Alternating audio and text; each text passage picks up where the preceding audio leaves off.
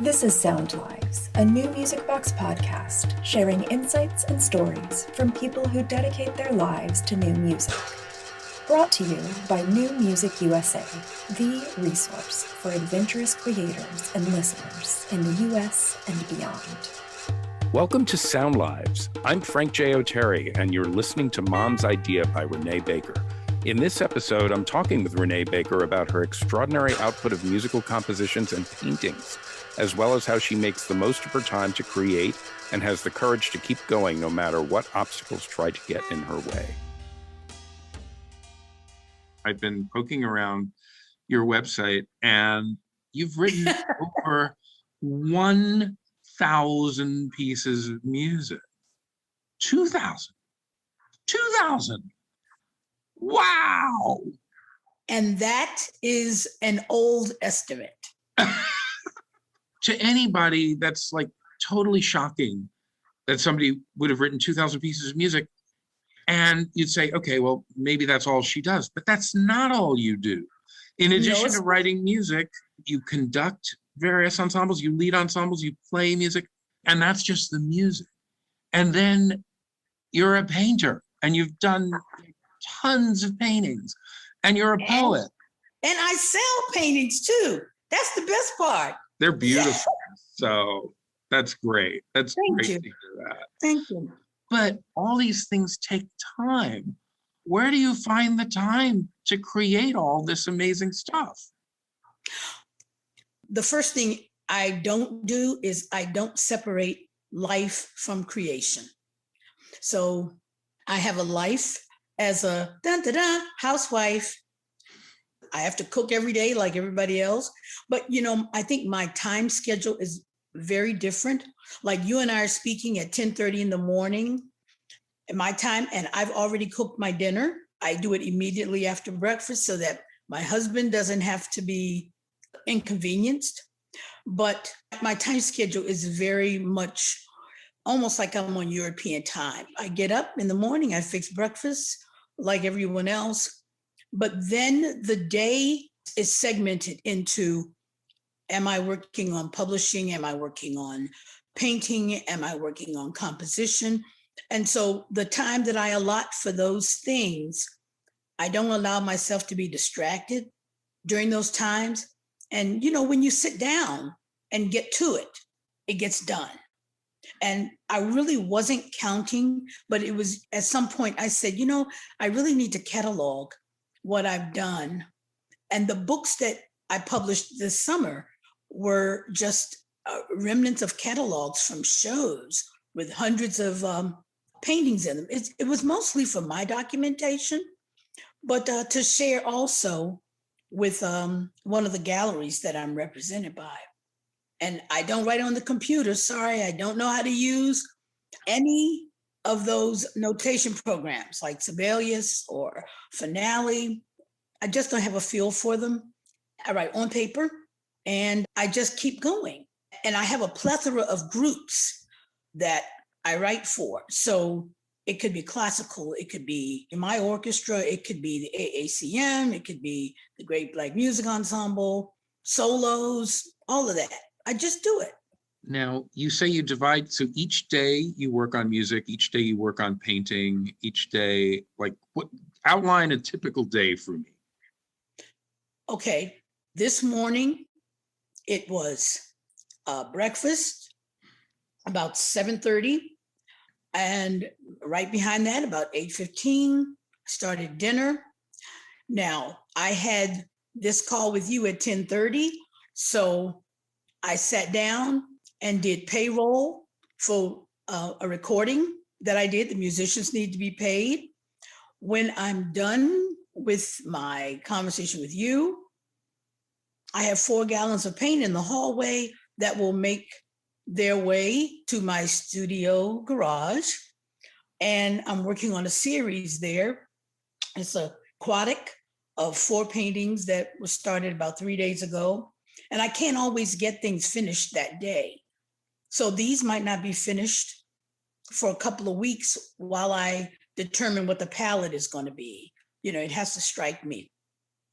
Once I do that, I might wander out go past a thrift store or something looking for pieces because I do make found item sculpture. So that's always fun, messing with wood and glue.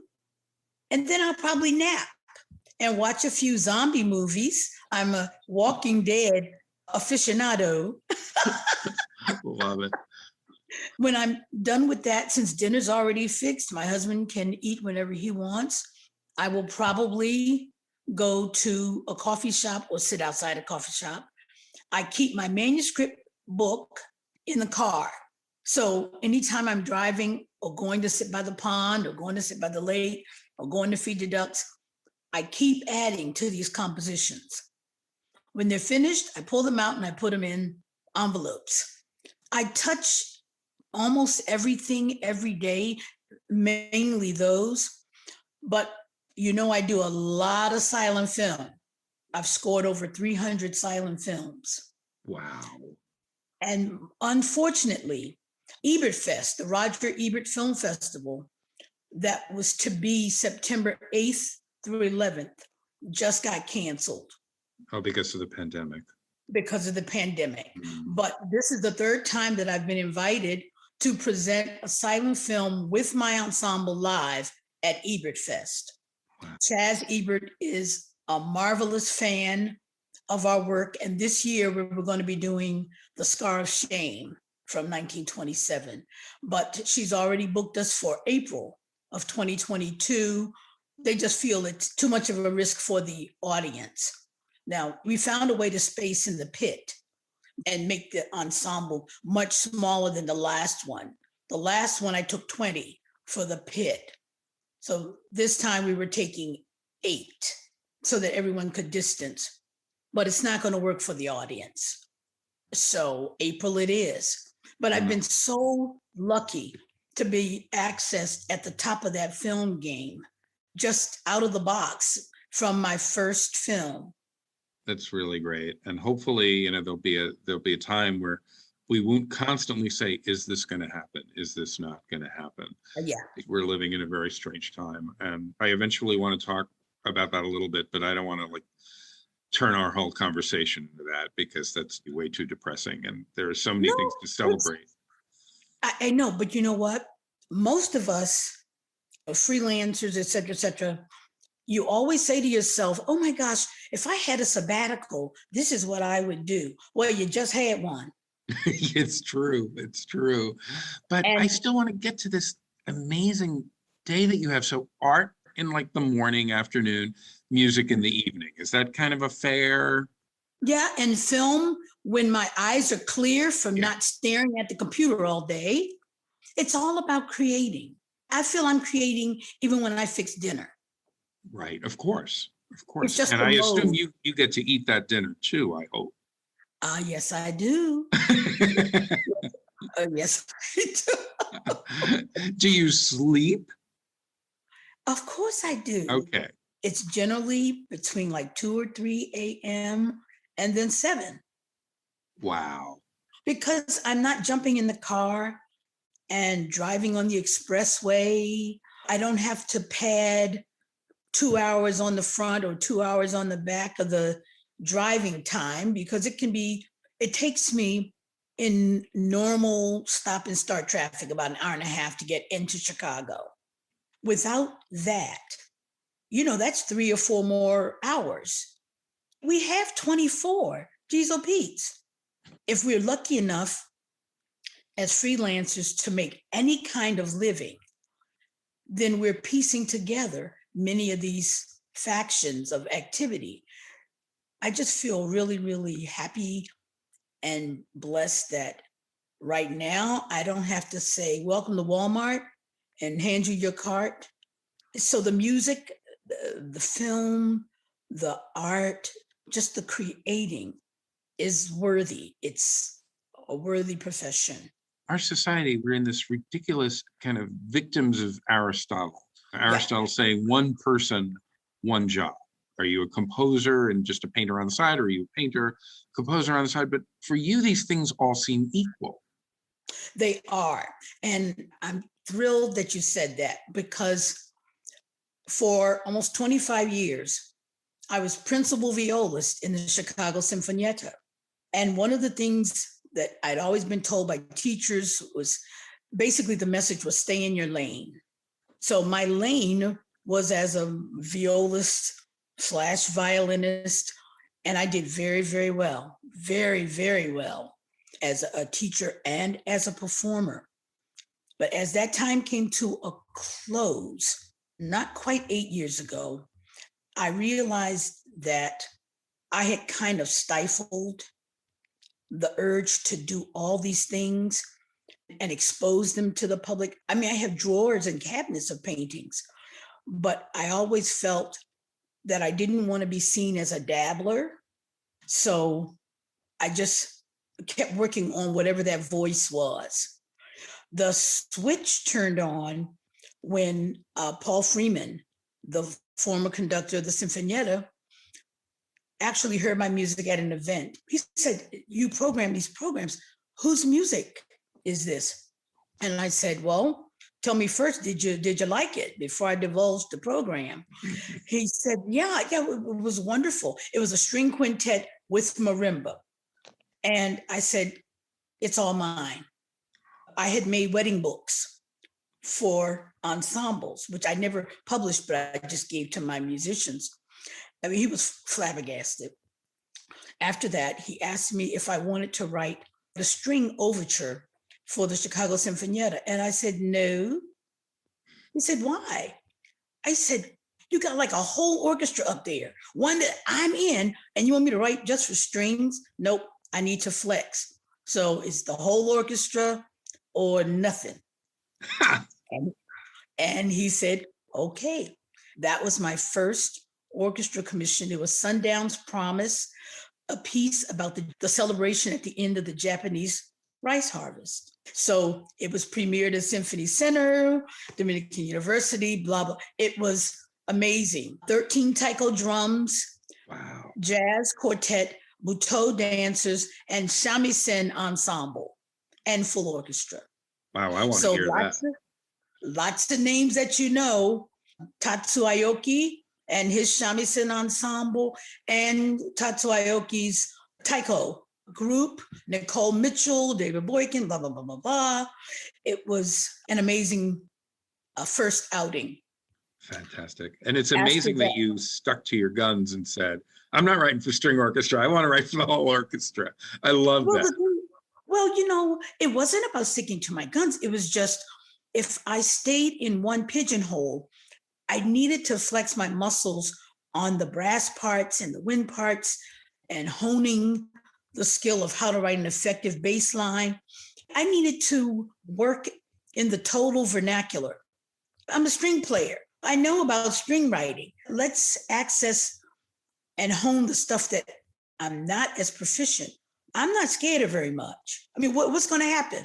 If somebody doesn't play it, well, hell, I got my own orchestra. I can have my orchestra play it. That was my impetus for starting it. Let's listen to some of the Chicago Sinfonietta's performance of another one of Renée Baker's compositions. This is Divertimento Notte Blu.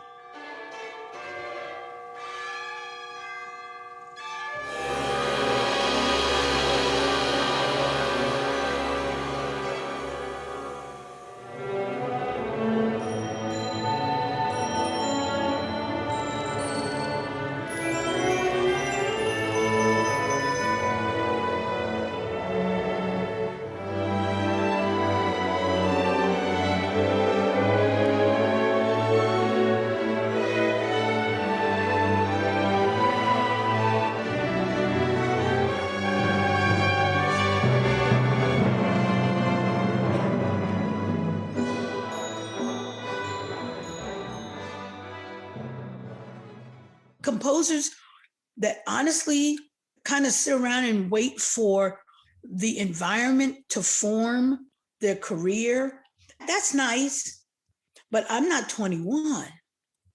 So I need an ensemble that's trained, that understands my language, my vocabulary, and read traditional notation, because I use it all. It was a vanity move, but one that has worked for me in that if I don't want to listen to the MIDI of a piece, I can have my orchestra at least give me some sort of live rendition. And since you're avoiding Sibelius and Finale and all that software, the MIDI is kind of harder to get to happen anyway. You're not missing much. MIDI is awful. Well, yeah, but if that's what you got, that's what you got. Sure. Your confidence is it's so inspiring. It's contagious. It's wonderful. So I'm wondering, you began doing all this stuff, getting back to this Aristotle nonsense, growing up, did people try to say, oh, you should only do art or you should only do music? Were you encouraged? How did you find yourself being able to do all these different things? I am a Black woman in America that survived classical music. End of discussion. Not only survived, I thrived, okay? And it's not that racism didn't touch me.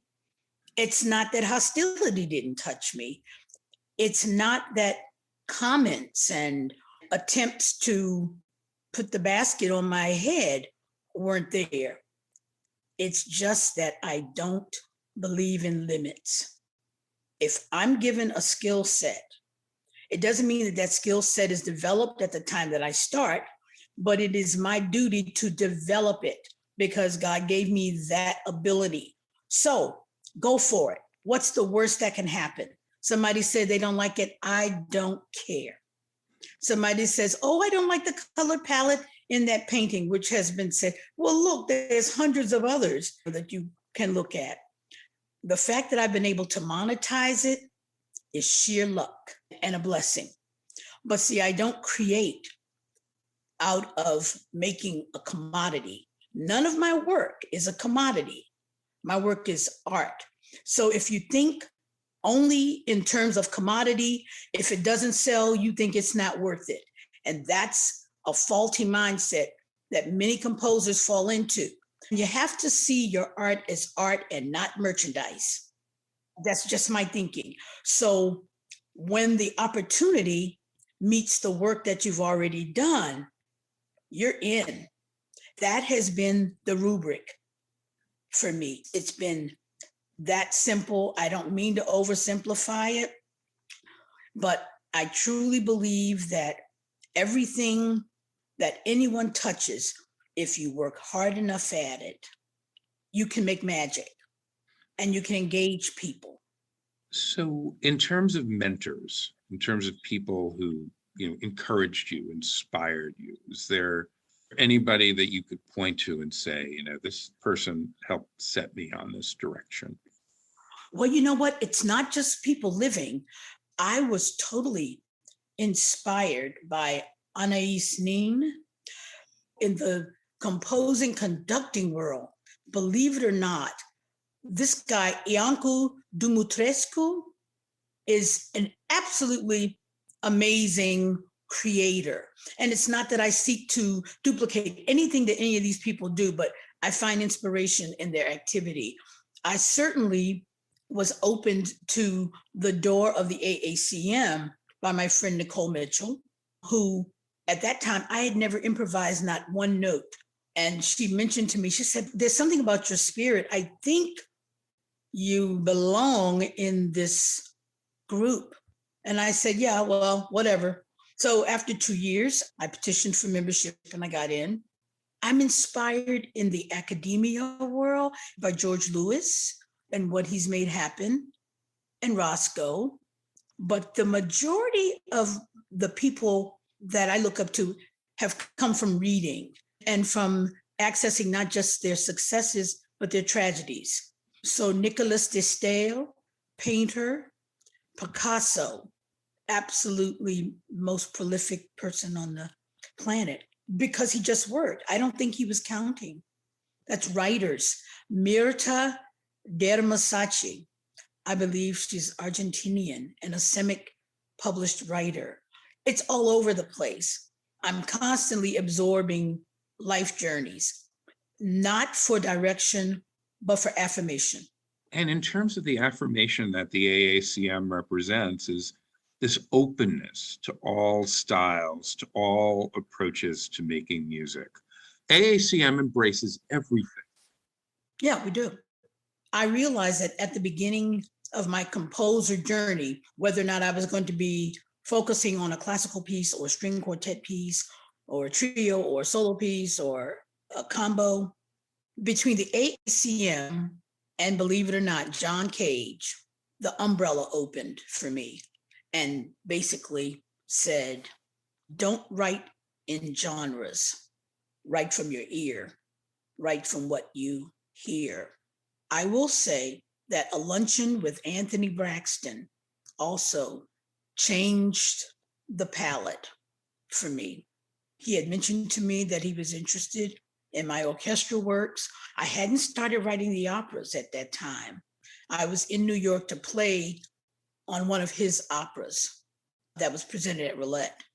And he just said to me, we're not writing jazz. We're just writing music.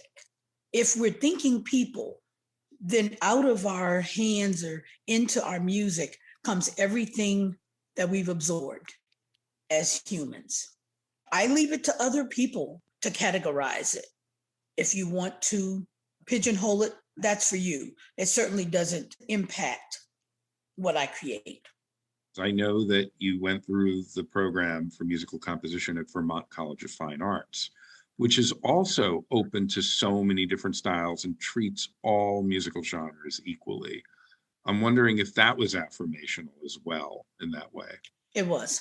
There were two mentors at VCFA who expressed shock and awe, but then said, just go for it. It was Jonathan Bailey Holland and Don DiNicola. Jonathan said, I don't know what you're doing, but it works. And Don said, you're a film composer. You don't even know it. I wasn't following the film trend, but I know I had sat in enough classes and watched dozens of people present 4-minute clips that they had worked on all semester. And I thought, if I look at another clip here, I'm just going to barf. So Don approached me and said at a breakfast one day, he said, you know what? I've got an idea for you. He said, why don't we work on Body and Soul? 1925, Oscar Micheaux. He said, I think there may be an opening for you to work on something like this. And of course, that's with the idea of doing a 4-minute or 5-minute clip. And I said, oh, you know what? I'm not interested. He said, are you kidding? I said, no, I want to do the whole movie. What is the value in doing these little clips? So we worked for 6 months, wrote, recorded, and sent him the samples and things. And at the end of that semester, we released it and had it released in New York. It actually got reviewed here in Chicago by the Tribune, and the reader, Howard Reich, the critic at the Tribune, sent me a message and it said, wow. That totally started the film journey. I sat down and I taught myself how to use the software.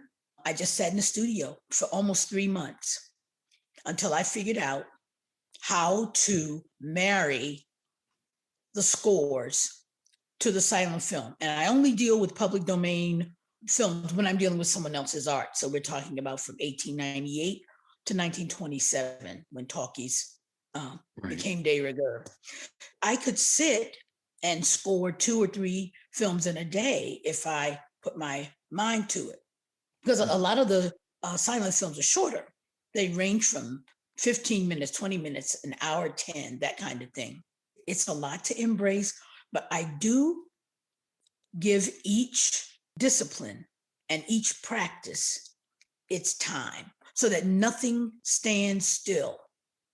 It may stand still for a couple of weeks, but then I'm back on it if something takes a lot of time. Well, I want to posit a crazy idea here.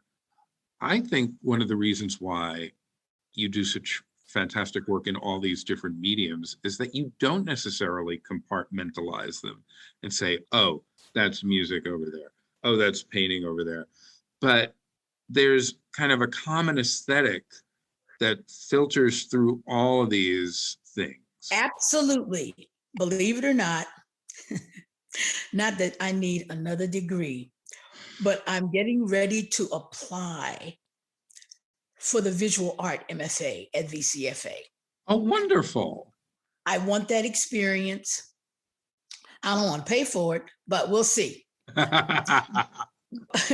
But part of my practice when I was at VCFA was to also hone the area of graphic scores, studying composers like Silvano Busotti, who was one of my all-time favorites, and trying to figure out how to produce almost exactly or similarly the kind of sound that you envision through non-traditional notation. That was my focus. So that kind of crosses into the art life. But because I have honed and worked with my musicians and they can read anything that I paint or write or scribe innately, I don't have the worry that other artists do, in that when they start a painting, is this a good painting? Is this a bad painting? It doesn't matter, because whether it's perceived as a work of art or a score, I can produce from it. That's what I trained myself to do. That's what I trained musicians, and that's what I continue to do.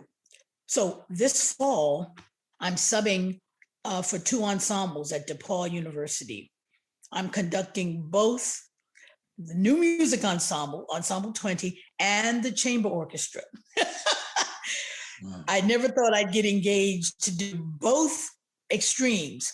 The students this semester are going to get exposed to tactile scores, which is physical scores that you touch with textures, and graphic scores, and totally through notated works. I want to talk with you a bit more about the differences between those kinds of scores and the kinds of liberties that musicians can take and the kind of creative interpretation. This ties back to the whole notion of AACM and improvisation and writing for specific people rather than specific instruments. The Duke Ellington Orchestra, he didn't write for trumpet, he wrote for Cootie Williams, or he wrote for Bubber Miley. Shaping those people and putting them together is another way of looking at orchestration. He knows what they're going to do, what kinds of sounds you're going to get, but it also gives them agency and ownership over that music to have it be theirs as well. And I'm wondering, in a graphic score, when you say, I want to be able to create something through a graphic score, what I'm hearing in my head, and get that sound through a graphic score, what precisely does that mean in terms of those sounds and what the players will bring to it? When I'm preparing a graphic score, I'll be very honest, I am not preparing it with people in mind, though I know the skill set of every person in my ensemble.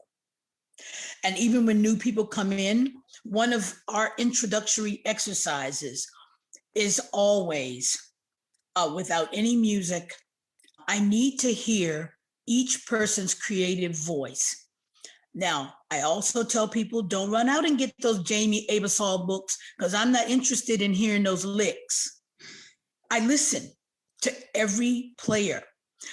The majority of my players are classical musicians who play in orchestras.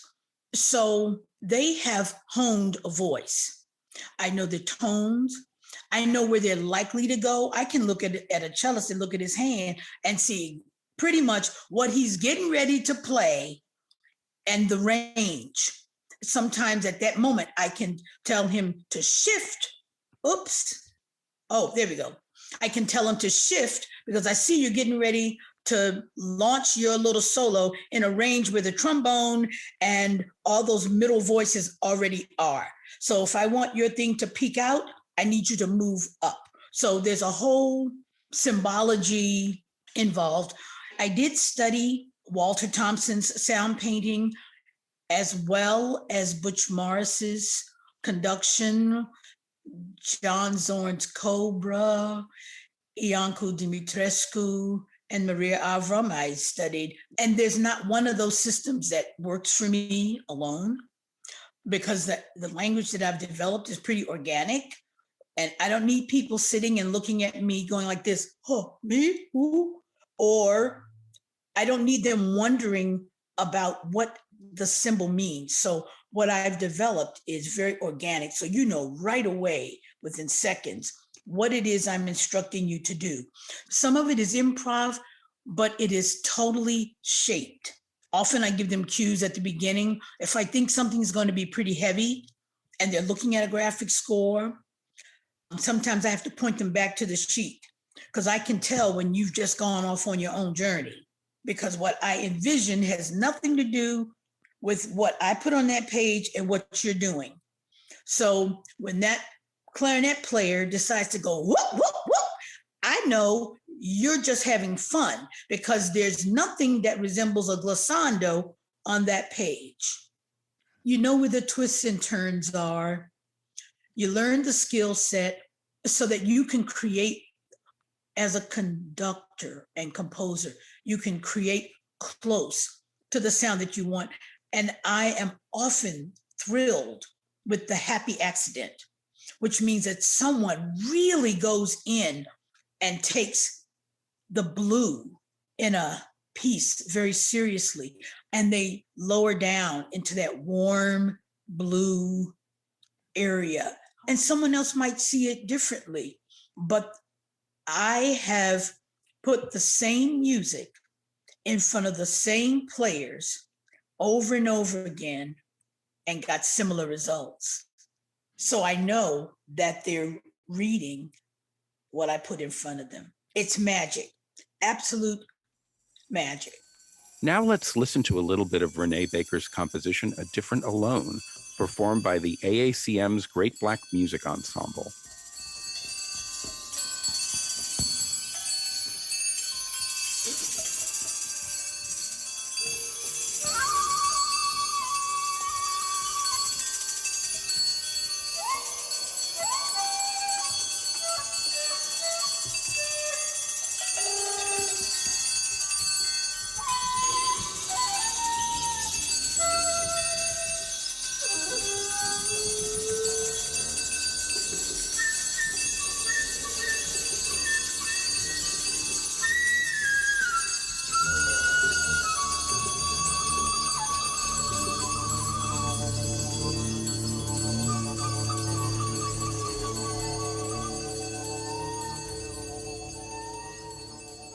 So, synesthesia, hearing I don't what have you it. see, you don't. Nope. So when you're creating a painting, you don't hear certain sounds, or when you're creating music, you don't see certain images. What I access are emotions.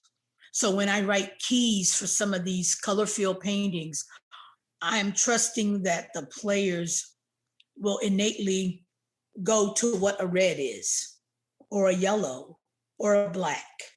The color field paintings are, scores are actually the ones where you have to give the most freedom, because each person experiences these emotions differently. Does that help? Yeah, I don't think I have synesthesia, but when I was saying before that I feel there's an aesthetic connection between your paintings and your music, I was listening to a bunch of stuff. I was looking at a bunch of paintings, and what kept striking me was there's such a sensitivity to palette, to combinations in visual art of different colors versus combinations of different timbres in an orchestra context. And it totally makes sense that you wouldn't want to write a string orchestra piece, because that's like saying, okay, I'm going to do a painting, but I'm only allowed to use green and yellow. One color, one or two, Yeah. right. All right. You know, I know about synesthesia as it applies to people like Braxton, but it's almost like saying, oh, I have perfect pitch. Well, guess what? Perfect pitch only works if you're in tune with everybody else in the ensemble, because otherwise your perfect pitch can be out of tune.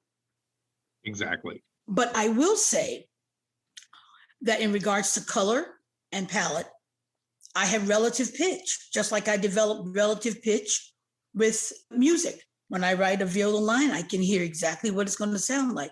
When I write a trumpet line, barring a weird transposition, I can hear that line. That's actually how I write. I'm not a pianist. I only play enough so that when I was younger and teaching, I know every Suzuki book piano accompaniment because I could accompany the kids. But keyboard is not an instrument that inspires. It's a struggle.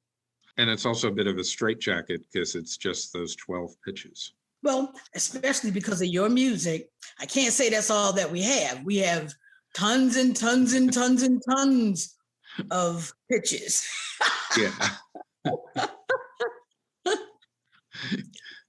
In terms of rehearsing and performances, working with your own ensembles versus classical orchestras are notorious in that you get 2 rehearsals and a performance. So everything has to be so tight most of the time. I mean, sometimes, you get lucky situations, but that makes doing things like graphic notation, unusual notation, very risky in those contexts. This is where writing for orchestras is another art, another skill. If you as a composer realize that the average orchestra, rehearsal time is money. I've been a union steward for many, many years. So when you get that new piece that no one in the orchestra knows or likes, your piece is going to get from within the 2 rehearsals, you might get 20, 25 minutes. So you're going to get a total of maybe 40 minutes and maybe a 5-minute hit at the dress rehearsal, and then it's on. So as a composer, you can decide if you want to regurgitate everything that you know on that one piece, banking on getting the recording of a lifetime, then you took that risk. You have to know that new music to some of these orchestras is like bug repellent. Yes. They will do it because it's the thing to do, but will they do what you envisioned? Most of the time, people come away disillusioned. Not that it has to be totally accessible. You're going to take the orchestra on an adventure, but it can't be an impossible venture. It can't be that they can't get anything out of the piece, or you're going to get a repeat of John Cage's performance from the New York Philharmonic. I was going to bring that up. Oh, yeah. Oh, yeah. Yeah, I've done my homework. I have had people come up to me after concerts and say, I didn't think I'd like this. I didn't like everything on the program, but I'll certainly be back because I took the audience on a journey. I always tell people at the concerts, no matter what melodies and things you hear at the beginning, you will access crazy at some point during this concert. So get comfortable with that. And then I'll bring you back to that E major chord or whatever. If you listened to the end of Subtle Hues, it took you everywhere. And I remember the engraver saying to me, I can't believe how you ended it. You brought it back together and you had people settle down and you heard the applause. If you listened all the way through, people loved it. People want to write for orchestras because it's a big thing, right? Maybe that's not the place for everybody. If you as a composer can't rein it in a little bit and make a piece that the musicians can access even a little, then you're probably not going to have a success. I know that in writing for orchestras, as an orchestra member, as an instrumentalist for the majority of my life, there are only 2 components that you have to consider. That's the musician's skill set and the conductor being able to understand your score. If a conductor does not have a way to process your score, you're going to get a mess. And it's not that new music is given the short shrift. The fact is, an orchestra concert could have anywhere from 4 or 5 pieces on it. By union rules, for the most part, you get a 3-hour maximum rehearsal. 3-hour rehearsal equals 30 minutes of break time. So now you're talking 2.5 hours of actual butts in the seats playing time. If you split that into half an hours, you've got 5 half an hours. Whether it's Beethoven 5 or George Walker Lyrics for Strings or Frank Oteri's Hootie Hootie Suite, whatever it is, they're pretty much going to look at the difficulty and split that rehearsal time up every rehearsal. Very often we've gone on stage and barely got to touch a particular piece because something else took more time. It's not that they're trying to cheat new music composers. It's just that if there's more than one thing on the program, the time has to be divvied up according to difficulty. That makes sense. So one area that's even bigger and harder, but I guess it doesn't suffer from that having multiple things on the program because it is the thing, is opera. You mentioned that you've done a bunch. I know that you've done at least 8. You've probably done more than that now. I'd love to talk a little bit about how that works and the kinds of freedoms that musicians are given, but that also are there, freedoms with stage action and acting. And how do you balance, have you used graphic notations in the opera? And then I specifically wanted to talk a bit about the James Baldwin opera because that one really intrigued me. The James Baldwin opera is a trilogy. The first one is the Baldwin Chronicles Negro Ideologies. That presented at the Arts Club of Chicago. It seemed to knock everybody's socks off. Symphony Center asked next. And I said, well, you can't have that one, you'll get the next one. So it was Baldwin Chronicles Midnight Ramble. And the third is Baldwin Chronicles Lone Alchemy, which I'm jockeying around now, trying to figure out who I'm going to give it to, where I'm going to present it. What I did was, in reading the texts and in writing the libretto, I read the works and then I distilled them so that I was not using any of James Baldwin's actual words. And I assign characters, like every other opera composer, assign characters. And I position those characters in the lineup so that you are to interact with the person next to you. So they don't have to know everything. You just have to know that the character that's next to you is who you're supposed to do your duets or your trios or whatever with. I'm a whiz at production. It's just part of the operations duty, orchestra setups and all that. No one's going to believe it, but none of these operas have rehearsals beforehand.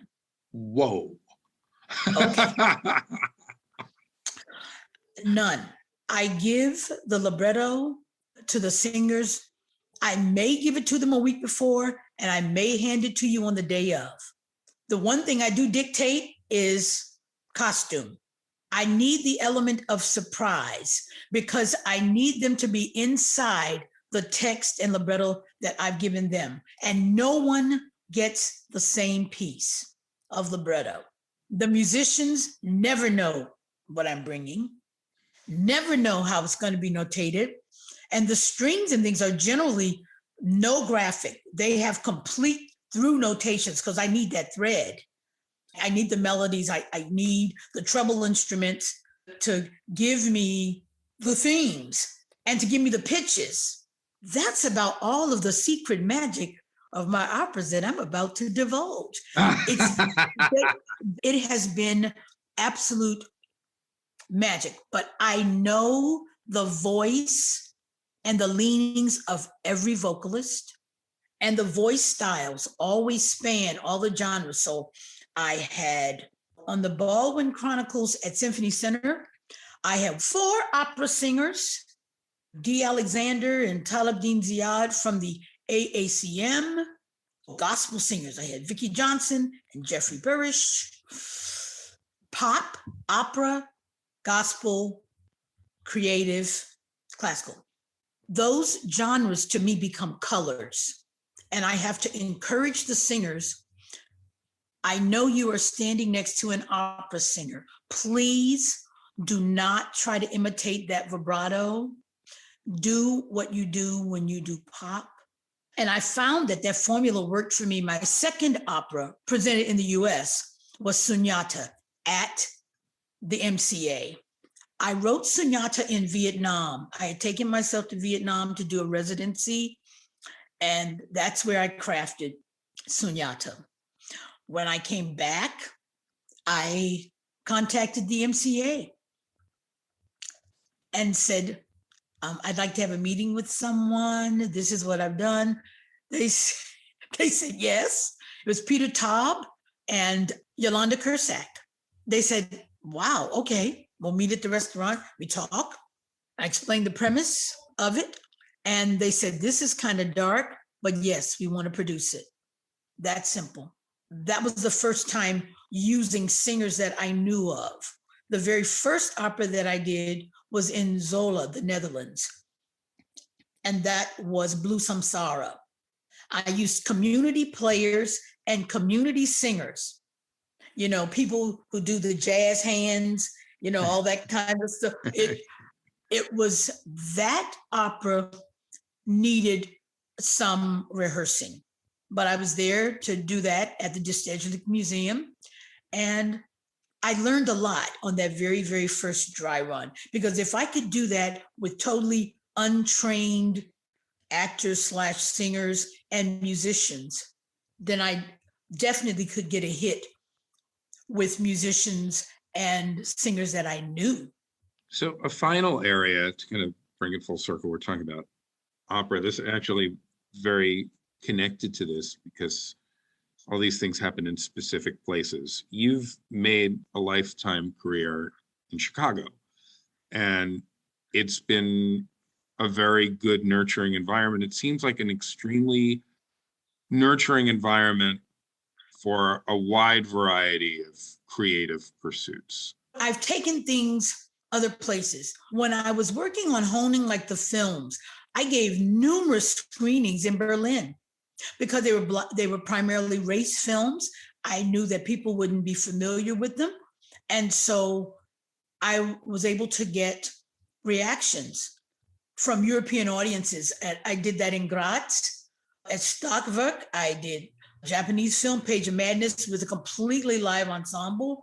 It's gone around. I've done screenings in Minneapolis through the Portland Art Museum.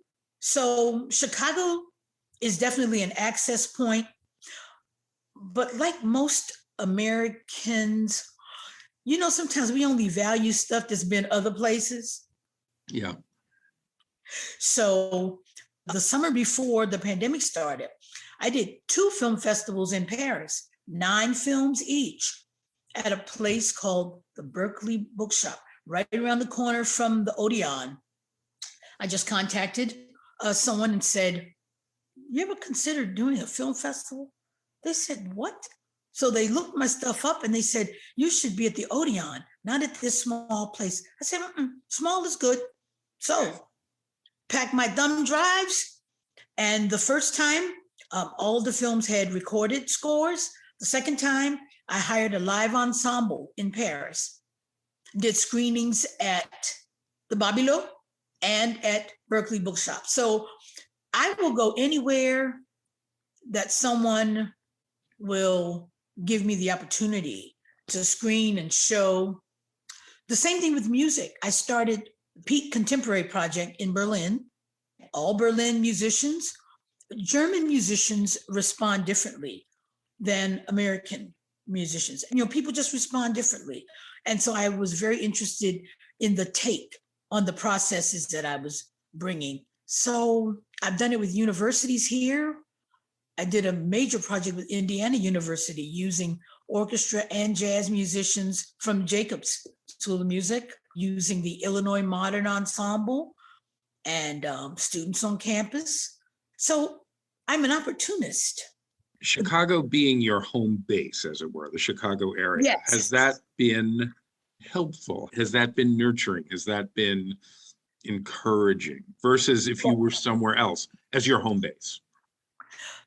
Okay, how does this sound? Chicago is one of the most racially polarized arenas. especially with a very, very, very large abyss and chasm between new music and composers of color. I'm talking Black. I'm not talking everything else. Bridging that has taken time. I'm a lucky one. I've actually been able to bridge the gap for myself. I don't know if everybody's able to jump over that kind of chasm. For me, befriending and sharing, everybody doesn't like me, but a lot of people do. So that entree into new music, absolute new music, was fairly simple for me. It didn't hurt me that my ensemble is multicultural. I never sought to do an all Black anything. So when you're looking at my music, you could say, oh, it's Black music because she's Black or whatever. But the fact is, I'm interested in people who can play in 4 with my beat pattern and stay with me. It's very simple. I don't care what you are. So it's definitely multicultural. Before the pandemic, I've been a 4-year visiting artist at the CSO. Did I ever think that was going to happen in my lifetime? No. But when they approached me, I was wary, but said, this is your chance. Of course, I've played on that stage for 25 years. That's the Sinfoniettas are their home. That's where they perform. But it's very different being accessed by possibly the world's greatest ensemble that to this day has one person of color, one Black person in it. Right. But so jumping over that mind hurdle, I said, let's go. So I've taken in films. I took the opera. And the last project, February 29th, was A Sovereign Pout, a retro on Josephine Baker. And all of the events that I've had at Symphony Center, proud to say, have been sold out.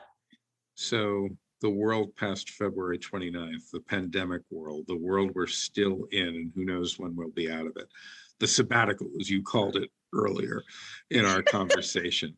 In a way, we're able to now be less trapped by where we are. We can have this conversation right now. We're in 2 different places. And yeah, we could do that before, but people didn't do it the way everyone's doing it now. Everyone's on Zoom, everyone's this and that. But at the same time, so we're closer to everybody all over the world, but we're further away from everybody because we can't be physically with people only under like certain conditions. I mean, there are certain bubbles, things are loosening up, but who knows? It's gotten bad again. And you just mentioned things getting canceled, this film series getting canceled. How to create work in this environment? I told you earlier, if you look at your work as a commodity or merchandise, you're in trouble. You have to create because you love creating. I have a list longer than my body of things that I want to accomplish. And I just have faith that we're going to come out of this at some point. And when we do, I'm ready. I haven't been doing a lot of virtual things. You know why? Because people are posting all kinds of horrible pieces and madness. And I don't want to come back in 2 years and say, oh God, why did I put that up on YouTube? Okay. So I can work to stay relevant in other ways. I share a lot on Facebook. I'm in contact with people who create. We have to embrace this time. I'm sorry. It is what it is. So you can embrace it and grow, or you can stop and cry and get bitter, but you won't be ready when the world opens. Who knew that we were still going to be looking at this right now? And who knows the impact on the music world, and the number of artists that we've lost is beyond scary, okay? Heartbreaking. But again, if your heart is married to creating, then there's nothing, even a pandemic, that's going to stop you from creating. You might not create as much. You may experience a bit more stress, some financial worries. I mean, no telling what everybody individually is facing. But you can't stop the train. Just keep going. Just keep going. Look at other directions. Maybe the direction you were going in would have been stopped without the pandemic. Maybe you'd gotten to a wall and there's something else for you to access. Don't be frightened and don't be cowed by criticism and et cetera. This was great. Yeah, this was a wonderful, inspiring conversation. Thank you so much. Oh, thanks for asking. And hopefully we'll have one of these in person one of these days, you know? That would be lovely too. That would be Renée. wonderful.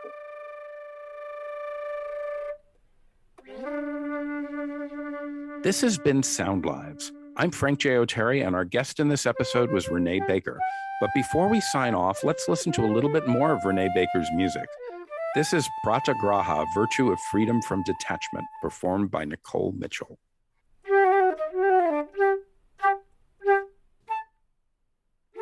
New Music Box is brought to you by New Music USA, the resource for adventurous creators and listeners in the U.S. and beyond. This program is funded in part by the National Endowment for the Arts, the New York State Council on the Arts, the New York City Department of Cultural Affairs, and listeners like you. If you enjoyed today's episode, visit newmusicusa.org to explore more stories and voices from our new music community.